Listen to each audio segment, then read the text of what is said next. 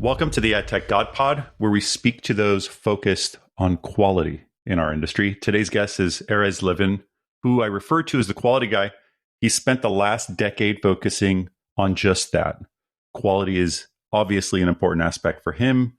If you've ever followed him on social media, on LinkedIn or X, he seems to really hone in on that topic in particular. And so I thought it would be really interesting to have him with us today. A little bit about him. He's spent 13 years at Google. He's really moved up from a senior account manager to a senior data transformational lead focused on US agencies. He's built a great reputation. He founded an advisory firm called Emet Advisory, where he supports buyers and platforms. There's a little bit of a different podcast. Usually they work for larger companies, but because I'm such a fan of his, I wanted to have him on the pod today. So Erez, welcome and thanks for joining me today. Thanks for having me. Man, you've built one heck of a reputation online. I am a huge fan. I love your perspective. You and I have kind of bantered back and forth, in DMs or on social media before. Can you just take me back to your career, what you did at Google, your time there and other, and then we could talk about why you're so focused on quality today? Yeah, I can weave that second part really into the first because I joke that I'm kind of a marketer by nature. I remember loving advertising, being fascinated by it since I was a little kid.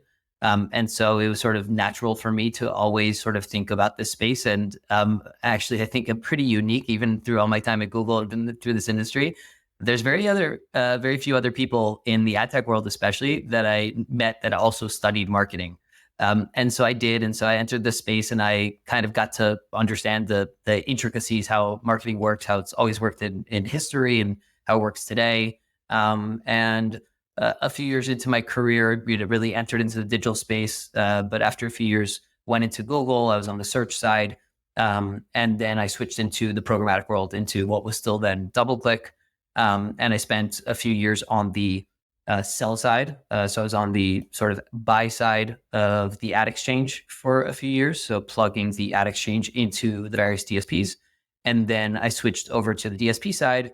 And I was focused, sort of sat in between product and sales, and integrated all of the SSPs, and really got to focus on emerging formats and how we were buying and how we were measuring those things.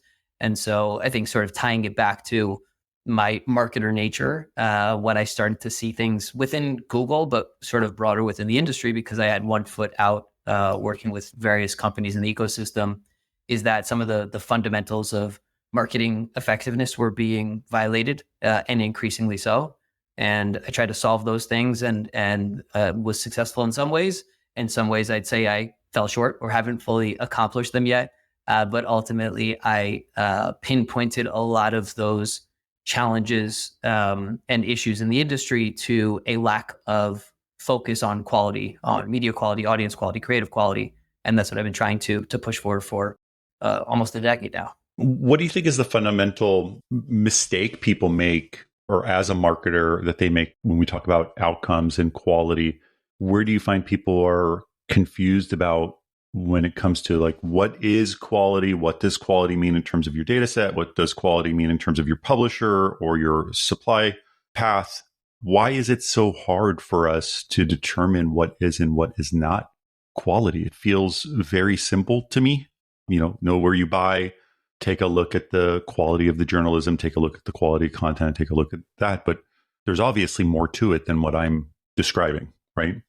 Yeah, I think it may be helpful why it's not easy, and I don't think it should be easy, is I like to use the analogy. People talk about marketing being sort of this art and a science. I like to use Karl Popper's analogy. He looked at sort of the sciences overall, and he said how there's sort of the range. You have clock sciences and cloud sciences. So clock sciences on one side, it's like a grandfather clock. It's precise and it's predictable and it's very rational. You know exactly how it's going to tick and how fast and everything else. On the other side, you have clouds. And so there's actually a lot of science behind clouds. We know different types and how fast they move, and we can predict a lot of things, but they are inherently unpredictable. You can't perfectly predict. They're irrational. There's too many variables. And my sort of a takeaway from that is we have treated marketing, especially the last 2 decades in the digital era, more like a clock science when it's actually much more of a cloud science. And so I don't think marketing can ever, or very rarely can be easy, right? It's not, you can't really predict what's in a person's brain and all the ads they've seen and which car their grandfather drove and which soda they sort of started drinking as a kid because that's what their parents preferred. And so there's so many other variables here, but I do think that, digital made it easy to follow the wrong type of measurement that looks good on paper, and is convincing enough, but doesn't necessarily tell the full story. And I think we just sort of like did that on repeat with all the incentives of the system, sort of pushing towards that. And so I think that's why we sort of ignored quality, and especially in programmatic, where as long as it had a cookie and it achieved some sort of vanity metric, whether that was just being viewable or leading to or being correlated to some conversion down the line that you could tie back, then it was worth the same. It didn't matter if it was on the New York Times or if it was on some, MFA website, for example. And so that was sort of the idea of starting to consider, and what I've been trying to push for is how to think about quality. It's still a very broad term. How do we start to narrow that down, what it could possibly mean, different attributes, different principles, and then move the industry towards not valuing all media the same? Do you think that there's an understanding of the importance of, the ad placement, as you mentioned, the quality of the publisher, as you mentioned? Are there clear guidelines that you can provide or that you can talk to your clients about what kind of puts them in this particular bucket? Because if it is a cloud and not like a ticking clock, like you mentioned, and things are constantly moving, what is the right way to continue to ensure that ads run on quality and that kind of moving target that continues to move and evolve over time doesn't end up being miscategorized, I guess, in the future? Yeah. So this is, I don't claim, this is easy. The way that I think about it is I don't like actually one of the reasons I don't like the word premium is because it's still sort of this binary. And with quality, I try to position it as it's a range. And so I don't think it's like only showing up on quality media or with quality audiences. It's actually just pay the right price. And so I think there's nothing wrong with low quality media. You can see a small ad somewhere, it doesn't matter, but if you see it enough times, like that does have an impact. There's lots of research over decades to prove this sort of like mere exposure effect. And so it's just a matter of not overpaying for low quality media. And quality is determined ultimately by its effectiveness, but most of that effectiveness is determined by not, hey, I served a couple of ads to a person and then saw that they bought a good. It's I served these types of ads to this population versus those types of ads to another population. And based on those criteria, I saw that this one performed X% better than the other one. And that's how I can assign some value to it. And so that's how I generally try to frame it. And there are so many variables and you can't boil down, the whole ocean. And so it's not thinking about all of them, but which ones have the most impact on effectiveness. Fortunately, there's a ton of, multi decades of insights to get us to a baseline. But then we build from there, and every marketer can try to gain a competitive edge over their peer set just by slightly optimizing and, again, not paying the same for all of these impressions, ignoring most of these important dimensions of quality. What do you think impacted quality? Like when I look at quality as you described it, one thing comes to mind as kind of an ecosystem or an industry that was built primarily on scale. And there's this massive scale, this unbelievable amount of inventory that almost makes it impossible unless you eyeball it or use, I'm going to say it, AI, to determine what is and what is not quality. And quality, like you mentioned, what is the right outcome you're looking for? What is the right performance and metrics? What are you actually seeking for? But do you think it's this weird fundamental problem that we have in terms of like the open web is so big and so vast and so hard to track on a quality level that it's become honestly a thorn in everybody's side, right? Like overpaying becomes difficult for you to monitor and track. Quality of the publisher becomes difficult for you to evaluate unless you're doing it in a very time-consuming manner. So what do you think has actually caused this lack of quality over the last, decade or so? Yeah. So I do think it all sort of stems from the buy side, marketers specifically, but also anyone who supports them not caring about quality. And so that's what created the incentives. Like MFA was a direct byproduct of advertisers don't care about quality. They will pay good money, top dollars, top CPMs, and let lots of their spend move to sites that they've never heard of and aren't vetting, that have 20 ads on them because they weren't checking. And so I think the like proliferation of low quality media and this sort of like growth of the internet with really bad stuff too, like not just clickbait, but misinformation, disinformation, like all the worst things, is because advertisers incentivize that effectively. And so, and I don't think, don't let perfect be the enemy of the good. I think there's really easy ways for marketers. And granted, you still have to like maybe create a site list and you have to vet it. So is that harder than just like trusting your DSP to go and do all this for you? Yes. But anyone who's done that sees that it pays off dividends. And so investing even a little bit to put in some quality controls beyond, again, like vanity quality controls. Oh, I'll put a blacklist and that's good enough. No. Like we're sort of past that for the most part. And so I do think that there are low hanging fruit quality controls that are not totally, really strenuous sort of endeavors that buyers can do, get significant benefit for themselves. And going back to my point, cheaper. There's nothing wrong with cheap reach. It just needs to be cheap, like cheap enough. Like it has to be really inexpensive to justify itself. And so that doesn't mean never spend on some of these sites. Just don't pay top dollar and make sure that your dollars go further and ideally even spend more on the higher quality media in the process. I feel like we're really good, or the industry is really good at blaming the supply side of the industry in terms of like, look at the quality of the publishers and the publishers are horrible. Look at the ad placements and look how many, on this particular page, how much is sponsored content in comparison to like true written content. Because you have these MFA sites that are like 4 articles, 10 ads. And then you look and you're like, the ad to content ratio is just completely out of whack. And then the blame goes to the publisher almost immediately. Like, look what you've done. Look what you've created. And then the way I view it is the publisher gets addicted. They're hooked. They're hooked to this revenue. It's easy revenue. And then they lean in, right? They go, hey, if this is what people are buying and they're buying it and the marketers are happy with the performance that comes out of this, I'm not really doing anything wrong. I'm just building a site that's ad heavy and I'm running it. And the marketers keep spending and they're aware of where they're spending. So there's no issue. But it rarely shifts to the other side where it's like, look, your KPIs are absolutely ridiculous and unrealistic. You are also totally okay with it because you want to buy at a $15 eCPM, but you know the quality is at 25.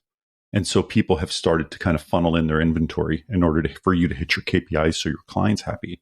But nobody ever blames that side of the business. It seems like they blame the supply side. Why do they have these 50 sites that look like crap but perform really well? And the blame shifts. But I think it's the marketers who have the money who need to say, hey, no, I'm not spending with you. Like, unless you are hitting these particular quality guidelines.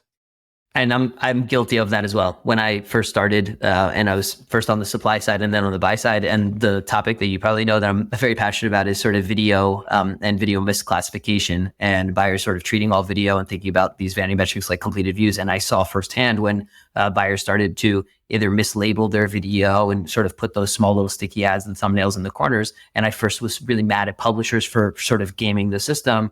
And then slowly but surely, is like, maybe they're just, that's their incentives. And then I was mad at agencies because I thought they were doing it. And I realized, no, this comes down to the marketer. The marketer is the one that is creating these incentives. And I'm still not even mad at the individual marketers. It's not even the CMO. Even if they know about it, it's procurement is squeezing them. So there's this sort of accountability sink. It's not any one person, but if anyone can change it, it's going to be those marketers demanding that they get sort of better effectiveness for their spend. It's totally incentives across the board are wrong.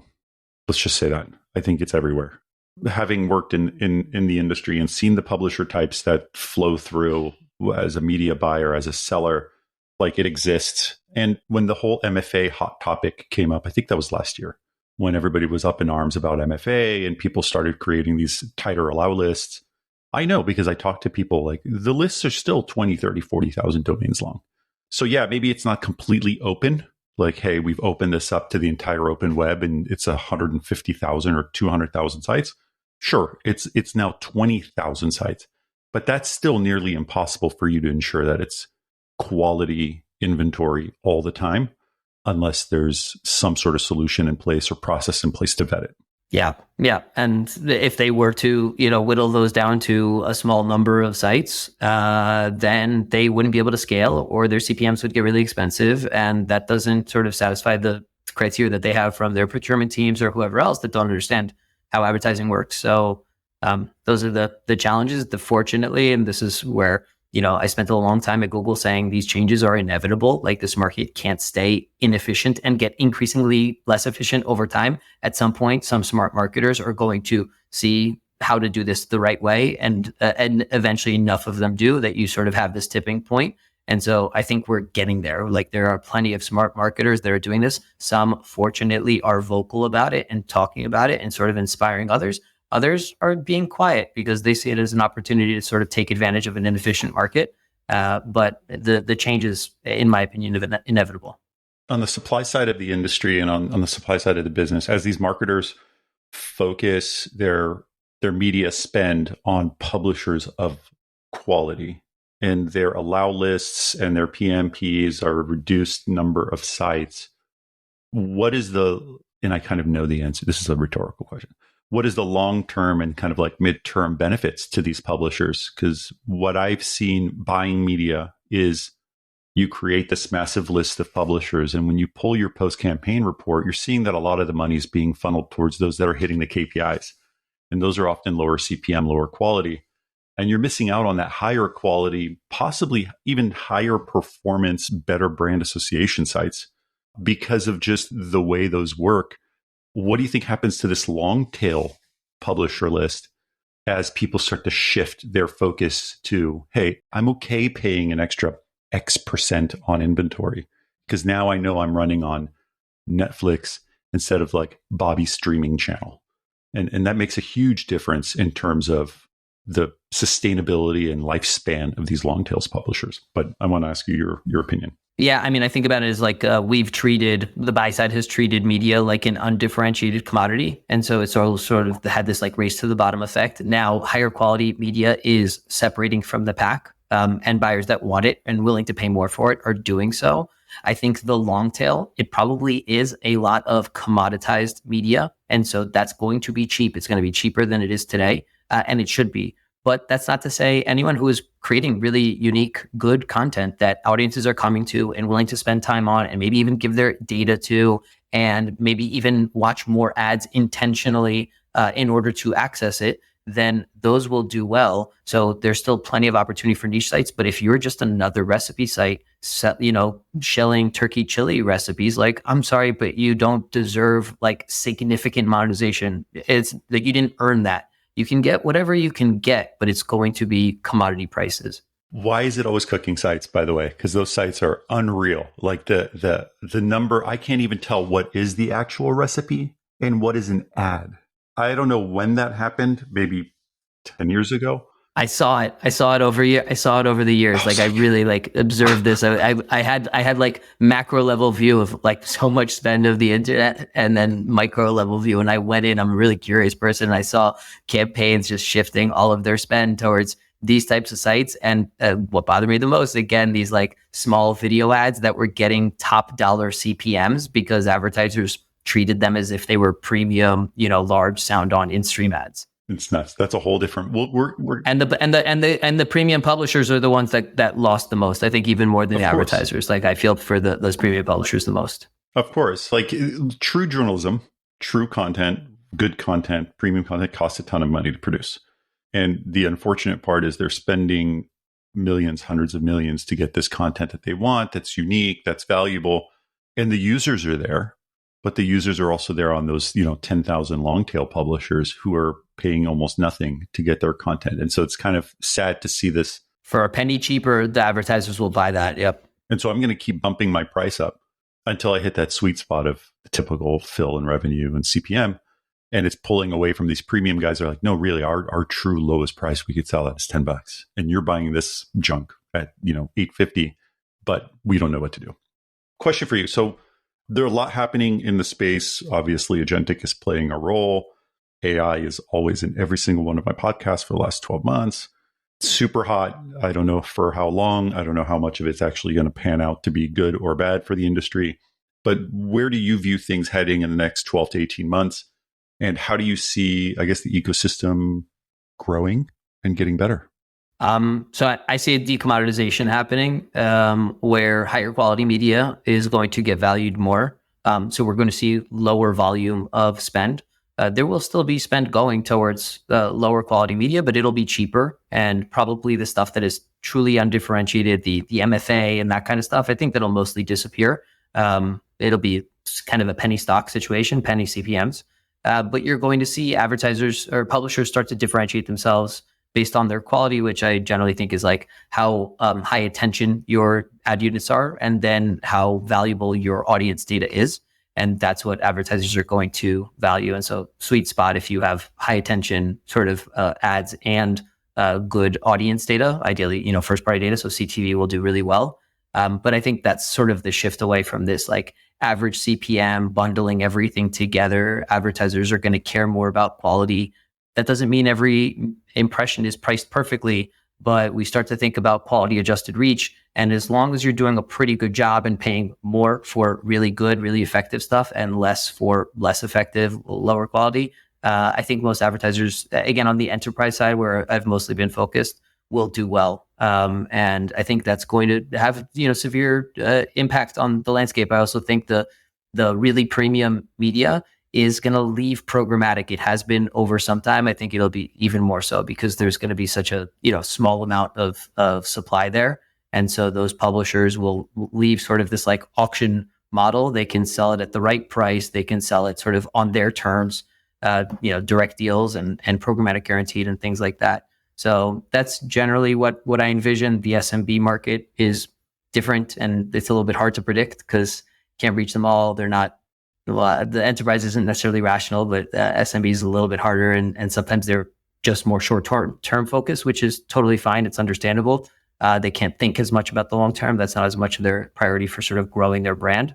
But I think we get back to closer to marketing effectiveness principles applied for sort of the head of the industry, at least. From you kind of shifting from working in corporate America into starting this advisory firm of yours, Emet, what do you think that's really taught you about the industry and the people? And for the people listening, because it varies from agencies to brands to ad tech, at this point, it's kind of everywhere. What advice do you give them? And what have you really learned over the last, year, 2 years of you starting this? Yeah, I think the biggest thing, this is for me too, like, I'm not it's important to not be like an absolutist or perfectionist. Really important to sort of like understand what the North Star is. The North Star is a more effective buying, effectiveness for the marketers and what that trickles down into. There is still a big market that buys irrationally. And I don't expect anyone in this ecosystem to say like, I'm not going to take your money because I don't think that's going to be good for you. There's very few folks that can sort of do that. But ultimately, what you want to do is start to build solutions knowing that we're going to get to a place where more buyers are going to be more rational, more discerning. They really want to understand effectiveness, but not necessarily with, vanity metrics and quote unquote outcomes, but really want to, sort of go back to those fundamentals. And so, point to those North Star, like see if you're sort of at an organization working on things that you think are net positive, moving us in the right direction. If you're somewhere that's not necessarily somewhere that you're proud of and think that's building towards that better future, like that's my lens of the world. And I don't blame anyone for what they're focused on. And I think a lot of people really have conviction in some of these other things, outcomes in agentic and whatever else. I just would say like, look at, other voices that are providing alternate viewpoints. That's not just sort of where the like broad consensus is, which I think has been known to be wrong. I think everyone knows and sees the consensus has been wrong for a long time. We know that attribution has sort of been gamed and it's more correlation than causation. It's not necessarily incremental, like all these types of things. And so if you sort of sniff that, then trust your gut and at least look and question things a little bit more than I think the industry has in the last, 10, 20 years. Yeah, I feel like a lot of people who work at companies in particular become complacent and just comfortable with the status quo. I think one of the biggest parts of social networks, so whether it's Twitter or LinkedIn or anything else, is the fact that there's so much banter and conversation going on. It could be a fantastic article that comes out and you'll find somebody is skeptical. They ask their questions, question status quo. If your gut is telling you something isn't right, it's okay. Like, you don't have to fix the world, but sometimes it might just be you who sees it. Raise a flag, bring up the conversation. And unfortunately, there's going to be companies that do nothing and they say it is what it is. And there's going to be companies that are going to listen and they're going to say, you know what, nice. I like that you noticed this. We weren't aware. Let's take a look at how we can make this better. So I agree. Just ask questions, create a fake Twitter name, a pseudonym, and go at it. You never know. You never know what happens. So Erez, thank you so much for being here today. Good luck to you. Good luck to your advisory. And I hope to see you soon. Thank you. Also really appreciate it. Thank you too.